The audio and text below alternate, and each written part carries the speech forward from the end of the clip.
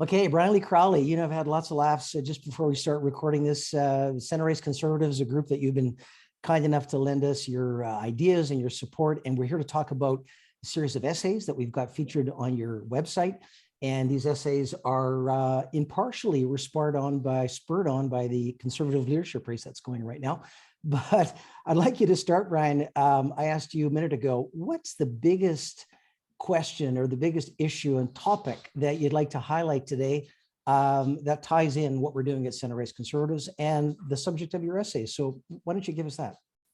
Sure. Well, I think the key message in the series of essays is that large C conservatives, so in other words, the Conservative Party in Canada, has yet to figure out how to connect with the small C conservatism, which I think is at the heart of every Canadian.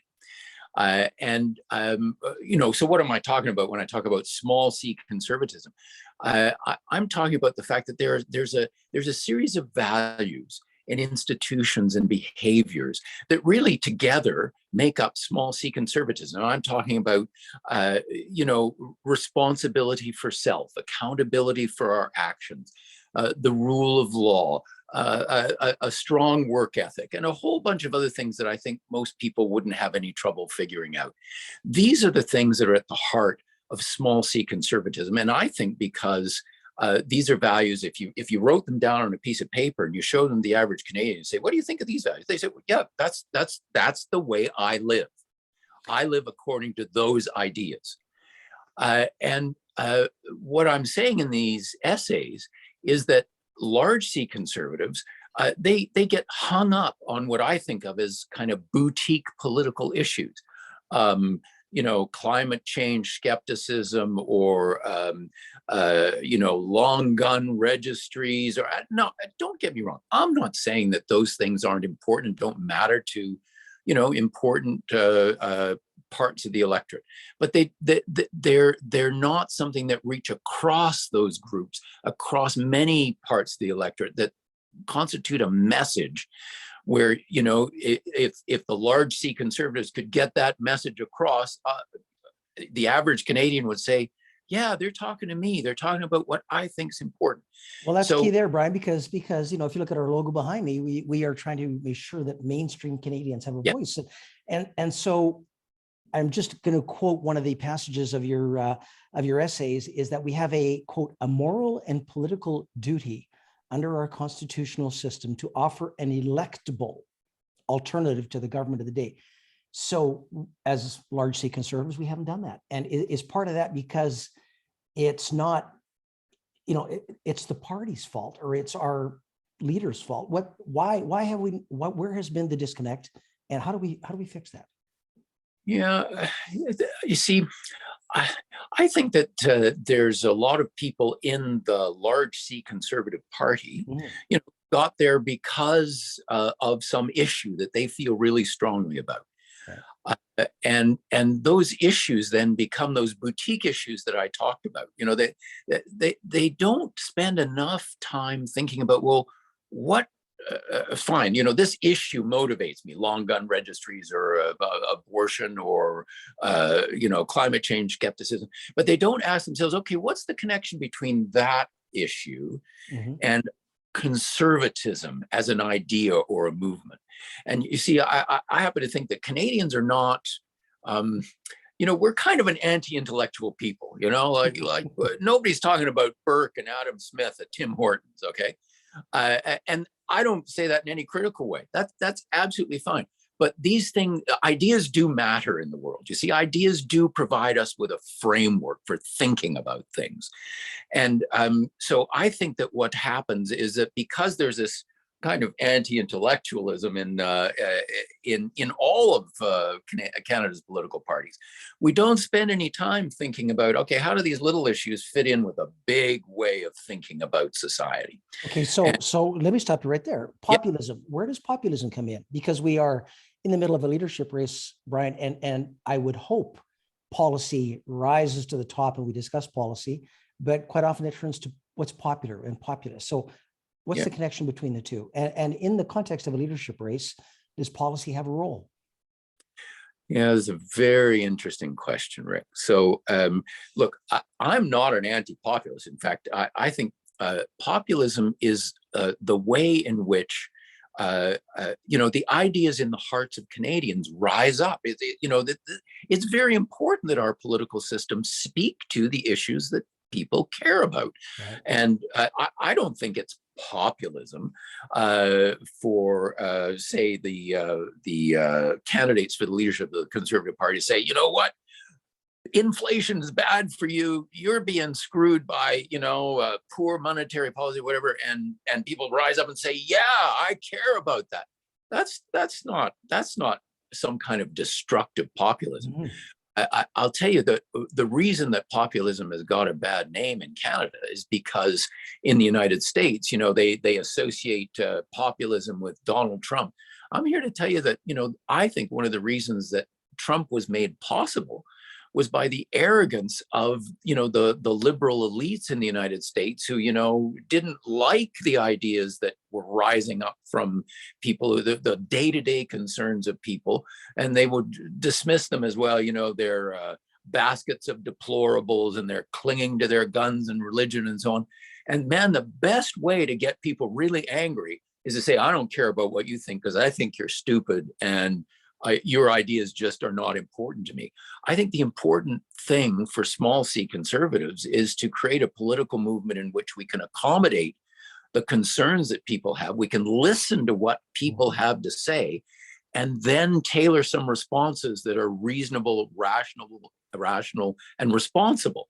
That's it's that interconnection between the ideas that rise up from the frustrations of ordinary people and the way the political class takes those ideas seriously. So you're writing on page 10 of your Modern Conservatism for Canada, you're writing the mainstream in Canada, which is what's on our logo, is deeply conservative. Think about that. The mainstream is deeply conservative. The fact that no political party has been able to articulate and defend it is the greatest reason for our divisive and fractured politics. This is a moment of great danger in Canada, but also great opportunity. 100% agree. 100% agree. So how does the big C conservatives, the party, how do we connect with that mainstream? Because we are not seen as being a mainstream party. The last two leadership races have evolved into contests that the winners were not able to commit to convict or to convince the mainstream, Brian. So the mainstream seems to me to be wide open in Canada right now. And how do conservatives take advantage of that? Yes, well, I completely agree that the mainstream is wide open. I mean, if you look at the results of the last two elections, Canadians were deeply divided between the two main parties, and the two main parties together only got like 2/3 of the vote. So there's a whole third of the vote that can't even bring itself to vote for either of the mainstream parties. Right. Neither of them established, an overwhelming predominance in the popular vote. So, nobody's connecting, I think, with the votes, with these deep values. And if I were giving advice to the large C conservative party, I would say stop being so self-indulgent. Stop thinking that it's all about you and the things that those boutique issues that you bring to the table. You have to stop telling people what you think is important and start listening to what they think is important. And okay, well, let's stop. Okay, but let's pretend you are the advisor to a political candidate in this race right now. What would you be telling him or her? What's your key message, right, in a leadership race? So, I mean, this is what the series of essays is all about. Yeah. I look, Canadians don't want to hear about, how you're going to cut the size of government and maybe fire a bunch of civil servants and so on. What they want to hear is about how you will create opportunity. They worry about whether their job is secure. They worry about whether their kids can get a job. They worry about whether they can afford a house, or their kids can afford a house. They worry about rising prices. They worry about what they hear about China and what they see happening in Russia and the Ukraine. I mean, these are the concerns that people have in their minds, and a responsible and responsive large C conservative party would be speaking to those issues in a way that rallies people's support, that makes people feel like they're being listened to, and speaks to the strengths of a conservative movement, which is based not principally, say, on redistribution. And we're not here to take what's been created by Canadians' hard work and give it away. We're here to say, how can Canadians create even more wealth, more opportunity, more jobs? Think big. Think big. Is that think big? Is that what you're saying? Think big. How can we, we're failing to be able to achieve, important national projects. We can't get pipelines built. We can't seem to achieve serious reconciliation with Indigenous people. There's so many important things that might rally Canadians to shared causes that connect with small c conservative ideas. The large C Conservative Party is trying to figure out how to sell people on, I don't know, climate skepticism or these boutique issues that I keep rabbiting on about. Well, those boutique issues tend to attract memberships, and you know what? A leadership race at the end of the day is membership sales. So how do you get over this conundrum, Brian? I mean, you got to win the leadership race, but then you got to become the prime minister, and I have my views on that too. But on the context of big ideas, those big ideas, Brian, have to connect with mainstream. They can't connect. Is there room, do you think, in this leadership race for big ideas to carry the day in terms of selling memberships to bring people in the door? Yeah, well, I think that's the key, Rick. You see, most of the leadership candidates take the membership as kind of given. Okay, so they have to speak to the people who are already members. I just think that's not the way to connect with Canadians. What you have to do is you have to reach out to the people who aren't yet in the party because they don't recognize themselves in that party, and say, look, I want to speak to you. I want you to be comfortable in the Conservative Party. Here's what I think a successful Conservative Party should offer to Canadians. If you believe in that, please come and help me become, leader of the Conservative Party, because at the moment, the membership of the party is too narrow, it's too geographically concentrated, it's too ideologically motivated. And if you agree with me, here I'm a leadership candidate talking to, right. If you agree with me that we desperately need a responsible alternative government that's available to Canadians that they can look at when elections roll around and say, I would feel comfortable voting for that party. And I'm gonna measure you against the outgoing government and so on, and I'm gonna see which one I want.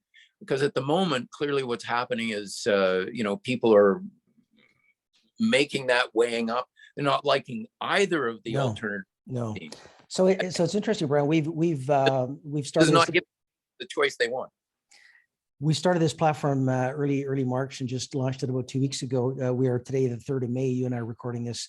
There is a lot of interest in what we're doing from what we call blue conservatives, and I was fascinated. You've got a series of 6 essays. I love the one about economic growth. I love the one about the economy. I love the one, my background and my interest is there. But I thought you had a very, talking about liberals, the way that Paul Martin and Jean Chrétien delivered on cuts and delivered on the ability to say, as you and I may or may not agree, but I just am scared by seeing the deficit that's running up, and I see the spending that's happening. We're looking at the Treasury like an ATM machine. And so conservatives are the boogeymen and boogie women. Oh, these guys are going to cut. No, but if you look at how Paul Martin did, speak to that. And that would be interesting. How would you frame that for a leadership candidate today, saying, here's how we're going to take control of what is runaway spending? Yeah, well, I think one of the things that scares people away from conservatives is the sense that they would engage in some kind of savage cutting of the size of government, when, I think a lot of Canadians are still, this is one of the ways that we're different from Americans. We still think that, government can do good things, and don't want to throw the baby out with the bathwater. And somebody who just comes along and says, government is, the monkey on your back, let's swing a big axe. I think that scares people. So, in that piece that you're talking about, I started out by saying, that the key here is not necessarily to cut spending, but to just keep it. All you have to do is keep it steady. Same level, you can achieve all the things that are currently being done. But then if you double the growth rate of the economy, double the size of the economy, that's what I'm calling for in very short period of time. Economic growth will rapidly allow you to start cutting taxes, returning to people, the money that they're earning through their hard work, allowing them to make their own decisions without having to threaten them with cuts that make them anxious. And maybe their neighbor is a teacher or a nurse or somebody who works in the public sector, and they say, well, I don't want to see them lose their jobs. These are reasonable fears people have. So that's the place to start. Is economic growth is the solution. You shouldn't take government spending and the size of the economy as simply given. We can affect these things. Yeah. And a conservative government that said, we're hell-bent for growth. We want every Canadian to have maximum opportunity, and we're going to do that not by taking money away from some people and giving it to others, but by creating as much opportunity as we can, as many jobs, as many industries, as many growth poles across the country as we can. Now, people might still say, well, but boy, the spending really got out of control during COVID, and I agree with that. And all the commentary about the last budget that said, well, boy, what a responsible budget. I'm thinking, what are you talking about? The spending went way up under COVID and has not returned to the baseline, even though the pandemic is clearly coming under control. And so if people said, well, okay, look, I think it's reasonable for us to think that we kind of got carried away with the spending, and maybe there's some spending out there that isn't achieving good things for Canadians. That's a perfectly legitimate thing to say. Measure it. You need a system then. Yeah.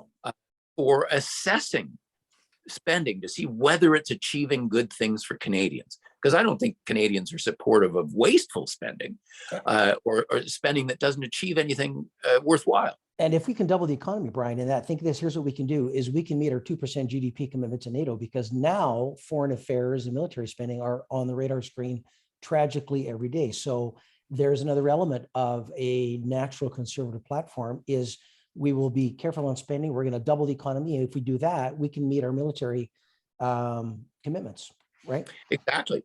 And we can meet those commitments without people feeling that they're having to give up, suddenly we're going to hit them with a huge tax bill, or, we're going to have to cut needed public services in order to pay for it. We can do all of these things. And you look at how Canada has been performing economically in our growth rate. We're absolutely the bottom of the industrialized rich countries in terms of growth. So it's not like we're waving some impossible magic wand. On the contrary, Canada is performing very poorly in terms of growth, and growth is the key to rising future living standards. If we want the next generation of Canadians to have a better life than we had, just as we have better lives than our parents, growth is the key. Taking money away and redistributing it isn't going to work. That would appeal to the unfortunate millennials who are still living in their parents' basements, right? Well, you see, right? I think that there's a lot of appeal in this to young people. Yep, indeed, young people throughout the Western world are surprisingly supportive of conservative parties that pursue the kind of agenda we're talking about. There's another open for them. Brian, fascinating. We talk about progressive forces, and I've heard people say, "Gee, Rick, you guys, you're liberal light, you're progressive conservatives." Well, what was progressive 20 years ago is mainstream today, Brian. Right? Women's rights, LGBTQ. Women's right to choose, all of that is mainstream. That's mainstream. So what we are seeing, what is progressive today, is significantly on the spectrum further to the left than it has been in the past. And I thought it was an interesting approach you took to have a look at the Saskatchewan Party and what Brad Wall was doing, and move a province that was a progressive province, but moving it solidly into a conservative camp without hammering down what are necessarily thought to be progressive ideas. Do you want to talk to that? Yeah, I think it's a very interesting example. I often hear from large C conservatives, the kind of Canadians are somehow a headache. They're too wing, they're too progressive. How can we succeed as a conservative party in the face of such, left-wing prejudice? And I think, well, okay, look at Saskatchewan. This is a place that, from 1944 and until, the early part of this century was overwhelmingly NDP governments. They were sort of the darling of progressivism in Canada. People in other parts of the country said, well, as long as we have Saskatchewan, we'll always have some place to look to as an example of, where we should be going. And then, actually the NDP lost touch with the deep values of the people of Saskatchewan. And I'm here to tell you that I don't buy this idea that, well, we're such a regional country and, what people care about in the West isn't what they care about in Ontario and Quebec. I think that's rubbish. I think Canadians all across the country care about the same things. What happened was, liberals and conservatives got together and said, look, we actually have to save Saskatchewan from, the left-wing drift that is destroying the foundations of prosperity and the deep values that people of Saskatchewan care about. And they came together and they said, well, we're going to create a new party because both of our party brands have kind of been damaged. They created the Saskatchewan Party. They got beat up a couple of times in the first few elections because they didn't understand how to talk to people in Saskatchewan and how to reassure them that, this new small c conservative direction they wanted to take the province wouldn't destroy what people in Saskatchewan cared about that had already been created under NDP governments. And as soon as they figured out how to do that, how to talk to people in Saskatchewan about these deep values that they all share, that was then the key moment when they said, okay, now that you've convinced me that you share a worldview with me, I'm willing to trust you with political power, and let's see how you do. And the result has been, basically 15 years of Saskatchewan Party government. The NDP's just lost another leader because they lost a safe seat in a by-election. The Saskatchewan Party gets like 60% of the vote. And this is in a province that everybody said was, that's the cradle of socialism in Canada. So the idea that you can't shift people's views on the political parties by speaking to their values, I think is just completely wrong. No, we're on the same page, Brian. People say, well, you know what? We have to move the Conservative Party to the center. It's already there. We're already there, guys. We're there, right? There are centrists in the Conservative Party who are just waiting to have somebody speak to our values, right? So it feels well, what's the shame in a political party speaking to as many Canadians as they possibly can? Thank you. I believe 70% of Canadians concern themselves or define themselves as mainstream. So, gee, let me think. If you're running for the leadership and you, of any party, don't you want to go where the market is open and where there are people who are open to your message? I would think so, right? Anyway, let's just finish up on the rule of law. Trucker convoys, protests. I thought you had a really good closing essay, Brian, on the rule of law, which also has to carry with it the rights and responsibilities, and how you think that every single one of the political parties in Canada has failed in this exercise. So talk to us about that. Yeah, well, so look, Rick, the rule of law in my book is the idea that there's one law for everybody, and it applies equally to everybody, whether you're powerful, weak, rich, poor. If the law isn't applied without fear or favor, we no longer have the rule of law in Canada. Right. And, there have been way too many incidents in Canada. You talked about the Freedom Convoy. We could also talk about pipeline protests and, blockades of highways. We could talk about what happened, to Jody Wilson-Raybould, SNC Lavalin, et cetera, et cetera. There's a whole series of examples where I think we, our political class, have failed to uphold the principle of the rule of law and the equality of its application without fear or favor to anybody who breaks the law. And I worry about the fact that, governments say when their friends are breaking the law, if they're favorable to the cause for which the law is being broken, they say, well, I don't know, if churches are burning down on reserves, well, you can understand why people might want to set fire to churches on reserves. I don't think it's an adequate answer to say, well, you can understand why people break the law. People rob banks. You can't say, well, I understand why they. No, the question is, have they broken the law? And if they've broken the law, they should be held accountable.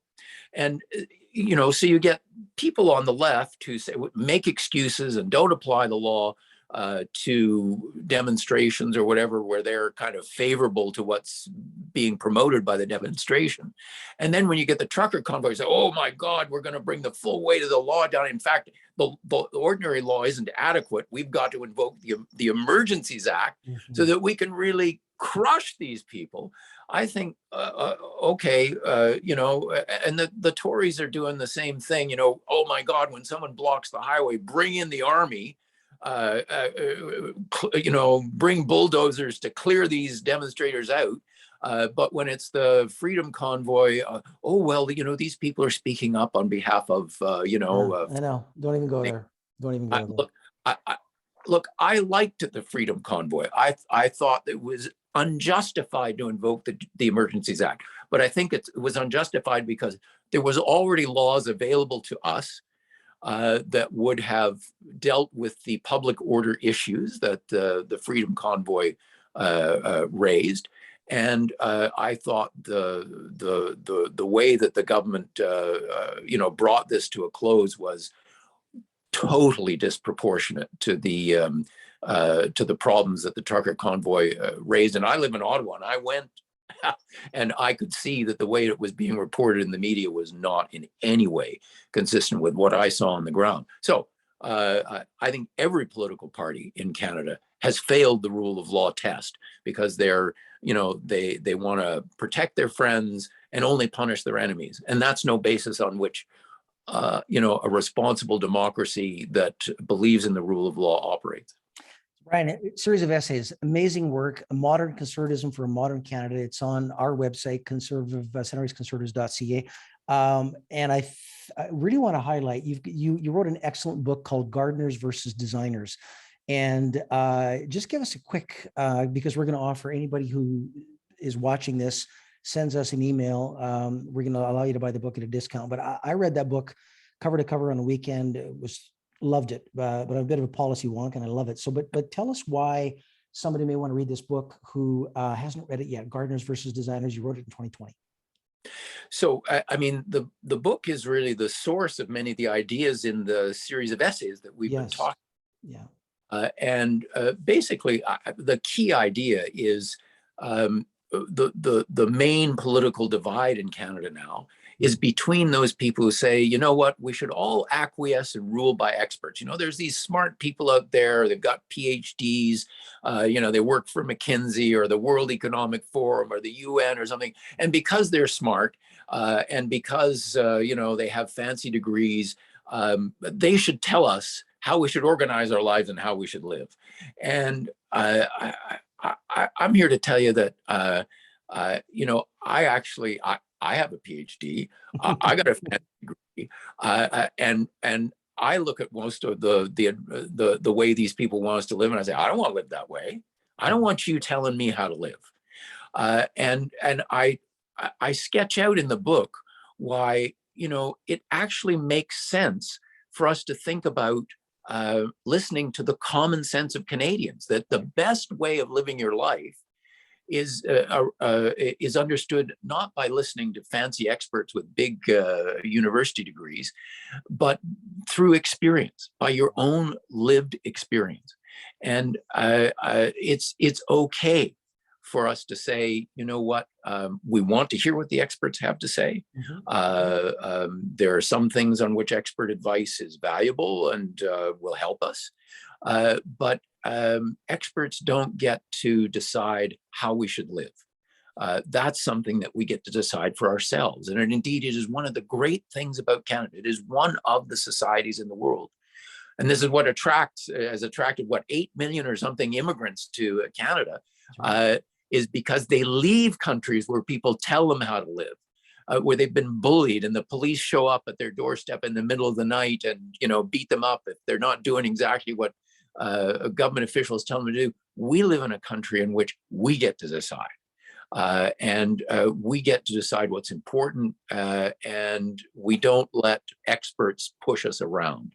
And the book sort of lays out all the rational, reasonable reasons why it's okay for you to have confidence in what you think about the issues, that you don't have to take what experts say as the gospel, and if you don't agree with them, somehow you're morally or intellectually defective. On the contrary, I think there's all kinds of reasons to think that experts don't know enough about your life to be able to tell you how to live. As we saw that in the pandemic, right? Great example to come through.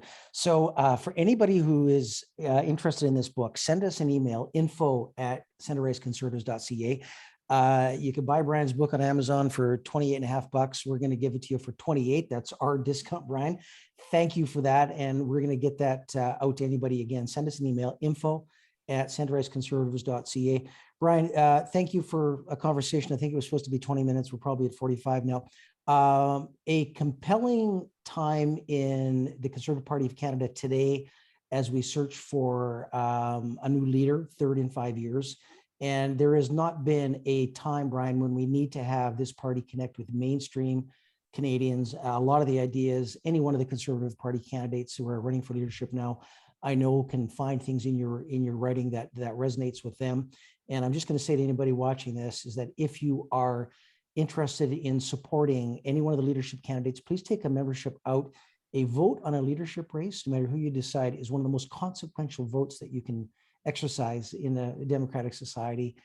Leadership is important. This leadership race is important. And Brian, your ideas and your visibility are super important. And thank you for your support of what we're doing at Center Race Conservatives. Well, and hats off to you, Rick, and your colleagues for creating a very important voice to influence the leadership campaign. And I was thrilled that you thought the essays that I wrote were something that you wanted to bring to the attention of Canadians. And if I can help in any way, I'm glad to do so. Campaign managers for all 6 candidates, you should give this guy a call. Okay, thanks. Bye, Brian.